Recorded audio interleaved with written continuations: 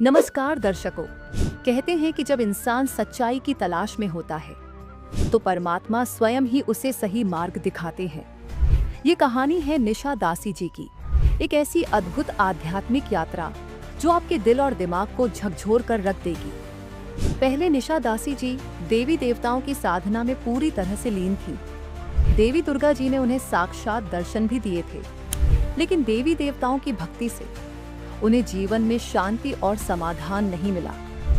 एक दिन देवी दुर्गा ने उन्हें पास बुलाकर कहा कि जल्द ही उन्हें पूर्ण परमात्मा की प्राप्ति होगी। फिर एक दिन उनकी जिंदगी ने नया मोड़ लिया जब उन्हें संत रामपाल जी महाराज जी की पुस्तक ज्ञान गंगा मिली। इसे पढ़कर उन्हें ऐसा ज्ञान प्राप्त हुआ जिसने कि उनकी दुनिया ही बदल दी।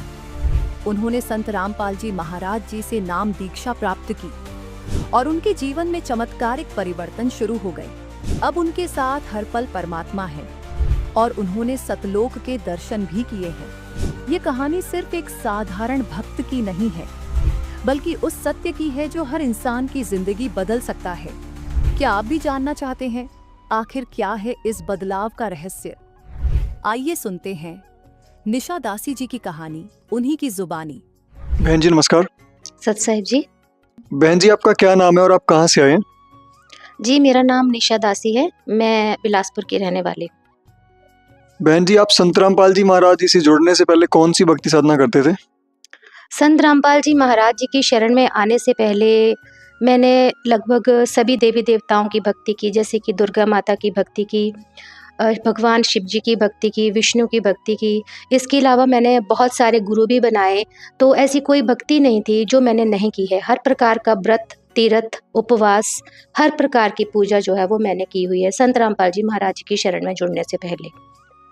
तो बहन जी जैसा कि आपने बताया कि आपने सभी देवी देवताओं की भक्ति करते थे आप, और आप अन्य धर्म गुरुओं की शरण में भी गए, तो क्या आपको उनकी भक्ति करने से या उनके बताए गए भक्ति मार्ग से कोई विशेष लाभ था? जो भी भक्ति साधना मैंने की, चाहे वो देवी देवताओं की हो, पीरों की हो, या जो भी गुरु ग्रहण किए मैंने, तो उनकी भक्ति साधना करने से मुझे कोई विशेष लाभ नहीं मिला। हमें जो भी पहले लाभ मिलता था वो हमारे पिछले पूर्व जन्म के कर्मों का फल था, लेकिन भक्ति साधना करने के बावजूद जब हमें कोई लाभ नहीं मिला तो उसका कोई फ़ायदा महसूस नहीं हुआ। संत रामपाल जी महाराज जी की शरण में आने से पहले हम अनेक देवी देवताओं की भक्ति करते थे, जैसे कि दुर्गा माता की पूजा करते थे। फिर 9 दिन मैंने नवरात्र के व्रत रखे हैं, बिना कुछ खाए पिए 9 दिन का उपवास करना। यानी कोई भी ऐसा दिन नहीं होता था हफ्ते में जब मैं व्रत नहीं करती थी। इसके अलावा पीरों की बाणियाँ भी मैंने ग्रहण की थी। राधा स्वामी पंथ में जो ठाकुर सिंह महाराज जी हैं, उनसे भी मैंने नाम दीक्षा ग्रहण की थी। इसके अलावा डॉक्टर नारायण दत्त श्रीमाली जो हैं, उनसे भी मैंने नाम दीक्षा ग्रहण की थी। विशिष्ट सरस्वती दीक्षा मैंने उनसे ग्रहण की थी। तो बहुत सारे गुरु मैंने बनाए, लेकिन मुझे कोई भी लाभ नहीं मिला। इसके अलावा उल्टा मुझे नुकसान ही होता गया। मेंटली जो थी वो मैं टोटली डिस्टर्ब हो गई थी, मुझे डिप्रेशन की प्रॉब्लम हो गई थी। डिप्रेशन की प्रॉब्लम का सबसे बड़ा कारण ये था कि मेरा किडनी स्पॉइल हो गया था, तो टोटली डैमेज हो गया था वो, और उसमें से ब्लड निकलता था बहुत ज़्यादा। फिर मेरा गॉल ब्लैडर भी रिमूव हुआ, 5 सर्जरी मेरी हुई। तो जब इतनी पूजा पाठ करने के बावजूद भी मुझे कोई लाभ नहीं मिला, तो मैंने सोचा कि इतना सारा करने का कोई लाभ नहीं है, कोई फ़ायदा नहीं है इन चीज़ों को करने का। तो एट लास्ट मैंने जो था वो मतलब इन चीज़ों को छोड़ दिया था। एक हद तक करती तो थी, लेकिन ये सोचकर कि कभी ना कभी ये देवी देवता सुनेंगे। इवन इतना भक्ति करती थी कि दुर्गा माता के मुझे दर्शन भी होते थे। और दुर्गा माता जो थी, एक बार हम लोग चंबा में थे, वहाँ पर काली माता का मंदिर है, वहाँ पर हम लोग गए। मैं सबसे पीछे लाइन में बैठी हुई थी, तो उन्होंने मुझे बुलाया कि बेटा आप यहाँ आ जाओ। मेरा नाम लेके उन्होंने मुझे बुलाया। फिर मैंने सोचा कि मेरे नाम का कोई और भी होगा, शायद उन्होंने उसको बुलाया होगा। लेकिन जब मुझे बुलाया गया तो मुझे बोलते हैं कि बेटा तेरा जो है वो जीवन ख़त्म हो चुका है। उस टाइम में संत रामपाल जी महाराज जी की शरण में नहीं आई थी। तो मैंने बोला कि मुझे नहीं पता, बट माता आप मुझे ये बताइए कि मैंने जो है जब 3 साल की थी उस उम्र से मैंने आपकी देसी घी की जोत अपने घर में जलते हुए देखी है। मेरे घर में माहौल ऐसा था कि हमारे जो पेरेंट्स थे, मेरे जो पेरेंट्स थे बहुत ज़्यादा ही वो धार्मिक प्रवृत्ति के हैं। तो इतना ज़्यादा पूजा पाठ करना, हर किसी की मदद करना और ये सारा हमारी फैमिली में था। लेकिन इसके बावजूद जब मैंने इतना मतलब बिना किसी स्वार्थ के आपकी भक्ति की है, तो मुझे इतनी बड़ी सज़ा क्यों मिल रही है? मेरे बच्चा जो उस टाइम मेरा एक बेबी था, तो वो उसका पालन-पोषण कौन करेगा? तो ये सारी प्रॉब्लम्स मेरे सामने थी। फिर मैंने बोला चलो जो प्रकृति को मंज़ूर है उसको कोई नहीं टाल सकता है, जो कुदरत ने लिखा है वही होना है। तो इस बात पे मैंने ऐसा उनको जवाब दिया। फिर बोलते हैं कि अब तेरे को एक बड़ी विशेष बात बताने वाली हूँ कि तुझे बहुत ही जल्द पूर्ण परमात्मा मिलेंगे। फिर मेरे मन में ये सवाल था कि पता नहीं कैसे ये देवी-देवता मतलब इनको क्या पता चलता है। हम तो पहले से राधा स्वामी पंथ में चले हुए हैं, जबकि राधा स्वामी पंथ वाले हमें ये बताते हैं कि आपको जो भी भक्ति साधना मिली है, उससे आपको सच्चखंड मिलेगा। लेकिन जब माता ने मुझे बोला कि आपको जो है वो पूर्ण परमात्मा मिलेंगे, तो ये चीज़ मेरे माइंड में कहीं न कहीं स्ट्राइक करी कि इन्होंने ये बात बोली तो क्यों बोली? जब मैं अपने घर में आई तो फिर मैंने अपने पेरेंट्स को बताया, मैंने अपने पापा को बताया कि ऐसे-ऐसे मैं ये मंदिर में गई थी, तो वहाँ पे मुझे माता ने ऐसे-ऐसे बोला है। वो बोलते हैं कि मतलब इनके पास भी रिद्धियाँ-सिद्धियाँ होती हैं, हमें तो पहले ही राधा स्वामी पंथ से नाम दीक्षा ग्रहण हम लोग कर चुके हैं, तो मुझे नहीं लगता कि इसके ऊपर कोई चीज़ है। लेकिन मेरे फादर जो थे बहुत ज़्यादा धार्मिक प्रवृत्ति के थे, हर प्रकार का लिटरेचर पढ़ना उनको शौक था, तो उन्होंने हमें भी ऐसा ही बनाया था, ऐसे संस्कार हमें भी दिए थे। तो मतलब कहीं न कहीं ये चीज़ माइंड में स्ट्राइक करती रही। फिर इसके अलावा मुझे जो था, इन चीज़ों को मैंने अवॉइड कर दिया। कुछ टाइम के लिए मैं इस बात को भूल गई कि ऐसा भी कहीं होगा या कभी फ्यूचर में कोई चीज़ ऐसी होने वाली है। मुझे टाइफाइड होता था, मुझे जो था वो साल में 2 बार जो था वो होना ही होना ये चीज़, और डॉक्टर बोलते थे कि ये चीज़ जो है आपके ब्लड को टोटली ख़राब कर देगी और आगे आने वाले टाइम में जो है आपको बहुत सारी प्रॉब्लम्स जो है वो हेल्थ इश्यूज़ होने वाले हैं। तो एक दिन क्या हुआ कि मैं जब अपना एमफ़िल का कोर्स पूरा कर रही थी, तो उस दौरान मेरे चाचा जी ने देखा कि मेरी कंडीशन बहुत ज़्यादा ख़राब थी। ये स्थिति हो गई थी मेरी कि मतलब मेरा टेम्परेचर जाता ही नहीं था। कहीं न कहीं मतलब कोई न कोई ऐसी सिचुएशन बनी ही रहती थी कि हेल्थ इश्यूज़ हमेशा रहते थे, और कई बार स्थिति ऐसी भी हो जाती थी कि मैंने 5, 6 महीने बेड पर ही पड़े रहना। लेकिन उस टाइम मेरा कुछ अपना वर्क चला हुआ था, डिसर्टेशन वर्क था, तो मुझे चाचा जी बोलते कि अभी तेरे को इतना टेम्परेचर है, तू इस कंडीशन में कैसे काम करेगी? फिर मैंने बोला ये प्रोजेक्ट वर्क है, ये तो कंप्लीट करना ही पड़ेगा। तो बोलते हैं कि अब जब हेल्थ ही ठीक नहीं रहेगी, तो आप इन चीज़ों का करके क्या करोगे? उस टाइम मेरे फादर ने डॉक्टर नारायण दत्त श्रीमाली की एक अष्ट सिद्धि जो होती है दुर्गा माता की, वो मँगवाई थी। तो उन्होंने मुझे जो थी वो ये अष्ट सिद्धि मँगवाई मेरे फादर साहब ने, मैंने वो अष्ट सिद्धि करी, लेकिन उस चीज़ को करने से भी मुझे कोई विशेष लाभ नहीं मिला। मेरी कंडीशन ज्यों की त्यों ही रही। तो इस प्रकार मुझे कोई भी भक्ति साधना करने से देवी देवताओं की या कोई भी रिद्धि सिद्धि से कोई लाभ नहीं मिला। बहन जी, आप फिर संत रामपाल जी की शरण में कैसे आए?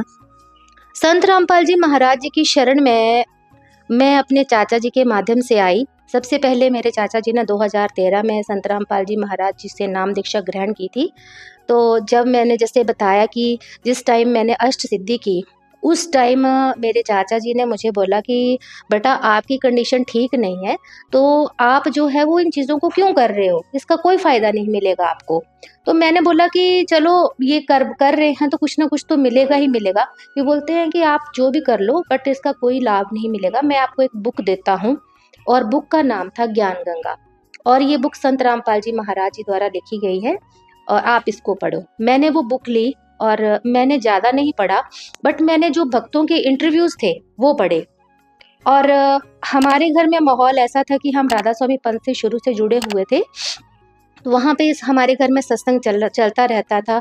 तो एक इंटरव्यू मैंने पढ़ा, जो राधा स्वामी पंथ से जुड़े हुए वो भक्त थे, उनका इंटरव्यू मैंने सुना, वहाँ पे देखा, सॉरी। तो मुझे लगा कि ये जो इंटरव्यू है, ये हूबहू मतलब मेरे जीवन की कहानी को दर्शा रहा है। जिस कंडीशन से ये भक्त गुजरे हैं, सेम उसी कंडीशन से मैं भी अभी गुजर रही हूँ। तो मैंने आँव देखा ना ताव देखा। मैंने अपने पेरेंट्स को बोला कि मैंने बरवाला जाना है और आप मुझे वहाँ ले चलो। फिर मेरे फादर ने बोला कि बेटा एकदम से किसी भी चीज़ पर हमें रिएक्ट नहीं करना चाहिए, एटलीस्ट हमें जो है उसका प्रोस एंड कॉन्स देखने चाहिए, हमें देखना चाहिए कि इसका वाक़ई में ही ये चीज़ है या नहीं। हम सत्संग सुनेंगे पहले, पूरा लिटरेचर देखेंगे, फिर उसके बाद कोई भी स्टेप उठाएँगे। फिर उन्होंने जो है वो लिटरेचर पढ़ा, वो उसको मिलाया, घर में सार वचन, राधा स्वामी वार्तिक भाग 1, 2, 3 जो भी था वो पढ़ा हुआ था, और भी बहुत सारी बुक्स पढ़ी हुई थी, गीता, वेद, पुराण, कुरान, क्योंकि कुरान हमारे घर में पीरों की बाणियाँ चलती थी, तो उस करके हमारे घर में सभी जितने भी धार्मिक ग्रंथ हैं वो सभी अवेलेबल हैं। तो उनसे जब मिलान किया तो उन किताबों से मिलान करने के बाद हमें ये लगा कि ऐसा कुछ भी नहीं है, और ये जो मतलब हमें पूजा पाठ करवाए जा रहे हैं, इनका कोई लाभ नहीं मिलने वाला है। और संत रामपाल जी महाराज जी का जो ज्ञान है वो बिल्कुल सत्य है, ये एक अटल सत्य है। तो सारी चीज़ें सुनने के बाद मेरे फादर ने जब सत्संग सुना, वहाँ पे सत्संग साधना चैनल पे, टीवी चैनल पे 7:30 से 8:30 बजे तक सत्संग आता था। डेली उन्होंने वो प्रवचन सुनना शुरू किया। तो उसके बाद उन्होंने भी देखा कि हमें जो है अब बिना देरी किए संत रामपाल जी महाराज जी की शरण में जो है वो चला जाना चाहिए। फिर मैंने अपने भाई को कॉल करी कि आप भी आ जाओ। तो उन्होंने बोला कि दीदी आप बिना सोचे समझे कोई स्टेप ले रहे हो। फिर मैंने उनसे बोला कि आप पहले बुक के गो थ्रू हो, उसके बाद आप कोई भी बात करना। अगर आपको नहीं लगता है तो आप रहने दो, और हम लोग जो है वो संत रामपाल जी महाराज जी की शरण ग्रहण करने के लिए जा रहे हैं। मेरे भाई ने 2 दिन लगाकर वो बुक खत्म की और तीसरे दिन घर में आके पहुंच गए। वो बोलते हैं कि दीदी अब हम लोग जाएंगे, और संत रामपाल जी महाराज जी ही एक ऐसे संत हैं जो बिल्कुल प्रूव्ड हमें ज्ञान दे रहे हैं। तो बिना देरी किए हमें जो है वो जल्द से जल्द संत रामपाल जी महाराज जी की शरण में जाना चाहिए। तो इस प्रकार हम परिवार सहित, पूरे परिवार के साथ हम सभी लोग जो है वो 2014 में संत रामपाल जी महाराज जी की शरण में गए, और 10 फरवरी 2014 को संत रामपाल जी महाराज जी से हमने नाम दीक्षा ग्रहण की। बहन जी, संत रामपाल जी महाराज से आप 2014 में नाम दीक्षा प्राप्त कर चुके हैं, तो उसके बाद आपको कोई विशेष लाभ हुए या अभी भी आप उन्हीं कठिनाइयों, उन्हीं बीमारियों से जूझ रहे हैं जिनका आपने सामना किया था? संत रामपाल जी महाराज जी से जब नाम दीक्षा मैंने 2014 में ग्रहण की, तो लाभ तो इतने मिले कि उन लाभों को बताते बताते दिन बीत जाए, रात बीत जाए, कोई पता नहीं चले समय का। लेकिन फिर भी मैं कुछ विशेष लाभ आपसे बताना चाहूँगी जो मुझे संत रामपाल जी महाराज जी की शरण ग्रहण करने के बाद मिले। सबसे पहले मुझे शारीरिक लाभ मिला, क्योंकि अगर शरीर स्वस्थ है तभी हम जो है वो बिल्कुल स्वस्थ हैं, और बाकी सभी काम तभी होंगे जब हम शारीरिक रूप से स्वस्थ होंगे। संत रामपाल जी महाराज जी ने मुझे सबसे बड़ा लाभ ये दिया कि मुझे टाइफाइड जैसी बीमारी से निजात मिली। दूसरा मुझे ये मिला कि जो मेरा किडनी खराब हुआ था वो बिल्कुल सही हुआ। तीसरा, मुझे कोलाइटिस की प्रॉब्लम थी, यानी मेरा इंटेस्टाइन टोटली डैमेज हो चुका था, वो भी बिल्कुल ठीक हुआ। चौथा, मुझे जो था वो कोलेस्ट्रॉल की प्रॉब्लम थी, वो भी ठीक हुई। बीपी था वो भी क्योर हुआ। शुगर जैसी बीमारी भी मेरी बिल्कुल ठीक हो गई है। माइग्रेन और सर्वाइकल जैसी प्रॉब्लम से भी मुझे बहुत ज़्यादा मतलब परेशानी थी पहले, तो वो भी संत रामपाल जी महाराज जी की शरण ग्रहण करने के बाद मुझे उनसे भी काफ़ी लाभ मिला। इसके अलावा संत रामपाल जी महाराज जी ने एक बहुत विशेष लाभ मुझे दिया है, मुझे मोक्ष का मार्ग मिला है।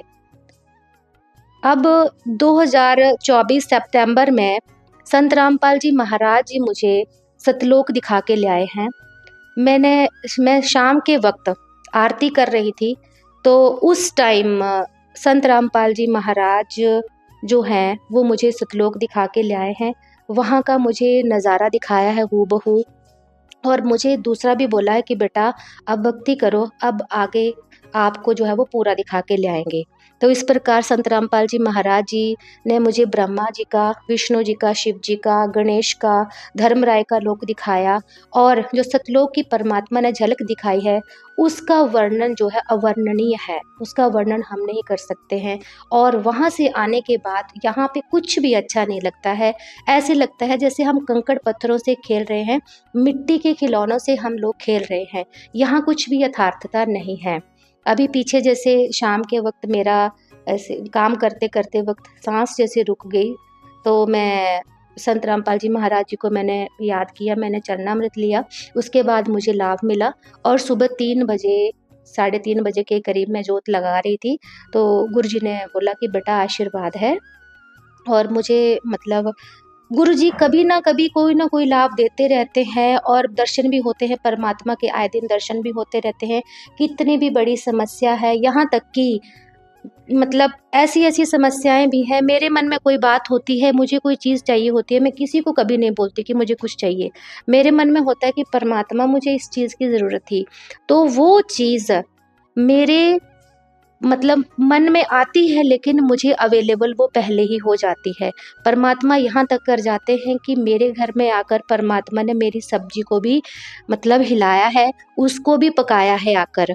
तो परमात्मा यहाँ तक भी कर जाते हैं। यानी परमात्मा ने इतने लाभ दिए हैं, संत रामपाल जी महाराज जी के मैं क्या गुण गाऊँ, वो पल-पल साथ रहते हैं।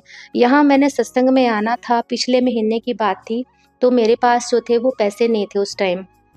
तो मैं ऐसे ही उठी, मैंने बोला गुरुजी आज मैंने सत्संग में जाना है, मैंने सेवा भी करनी है, लेकिन मेरे पास अभी पैसे नहीं हैं, तो अभी मतलब मेरे पास एटीएम भी नहीं है, तो मैं कैसे आऊँ? परमात्मा मैं किसी से माँगती नहीं कुछ भी, क्योंकि मैंने माँगना है तो सिर्फ़ आपसे माँगना है, मुझे दुनिया से माँगने की ज़रूरत नहीं है किसी से भी, क्योंकि आपने देना है और आपके लिए ही अपना जीवन जो है हमने समर्पित किया हुआ है परमात्मा। तो थोड़ी देर हुई, मैंने दंडवत प्रणाम किया, जो मंदिर है, मंदिर का जो ड्रॉर खोला, तो उसमें जो थे वो 500 रुपीज़ पड़े हुए थे। और पिछले से पिछले महीने की बात है, मेरे जो पर्स था उसमें मतलब हार्डली कोई 50-60 रुपए थे, लेकिन जब मैंने पर्स खोला तो मेरे पर्स में पूरे 8,000 रुपए थे। तो परमात्मा इतना लाभ दे जाते हैं, हर वक़्त मतलब साथ में रहते हैं। गुरुजी बोलते हैं कि बेटा हमेशा अपने गुरुजी को साथ समझना, आपकी सोचने से पहले परमात्मा जो है आपके मतलब पास खड़ा पाओगे आप अपने परमात्मा को। तो परमात्मा हर वक़्त जो है वो लाभ देते हैं और हर प्रकार का लाभ देते हैं। कितनी भी बड़ी समस्या हो, परमात्मा हर समस्या से निजात दिलाते हैं। यहाँ तक कि मेरे बेटे को जब खुमाणों में आश्रम में भंडारा था, मैं सेवा में गई थी, उस टाइम इसको बहुत ज़्यादा हाई ग्रेड फ़ीवर था। तो इसकी टाँगें नहीं लग रही थी, तो जैसे उठाएँ बच्चे को ये नीचे गिर जाए। फिर गुरुजी वीडियो कॉल आई, गुरुजी से बात हुई पहले मेरी, तो मैंने नहीं बताया कि गुरुजी ऐसा है। तो लास्ट में जब भंडारा ख़त्म हो गया, उसके बाद जब गुरुजी ने आशीर्वाद दिया, तो मैंने मन में प्रार्थना की कि परमात्मा आपके बच्चे हैं, मेरा काम है सेवा करना, बाकी गुरुजी आप बोलते हैं कि मैं खुद सँभालूँगा, तो आप परमात्मा देख लेना।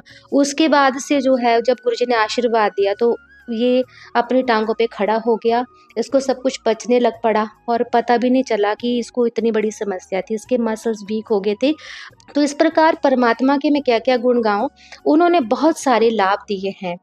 और Sant Rampal ji Maharaj is the only saint in the whole world who is telling the true path of salvation, and by attaining the knowledge, whatever knowledge is given by Sant Rampal Ji Maharaj, if we will follow that, only then we will get salvation, otherwise not. बहन जी, जैसा कि आपने बताया कि अगर आपको मोक्ष चाहिए, साल्वेशन चाहिए, तो आपको संत रामपाल जी से ही जुड़ना चाहिए। तो जो भी भगत समाज आपको देख रहा है, तो वो संत रामपाल जी की शरण कैसे ग्रहण कर सकता है? उनसे नाम दीक्षा कैसे ले सकता है?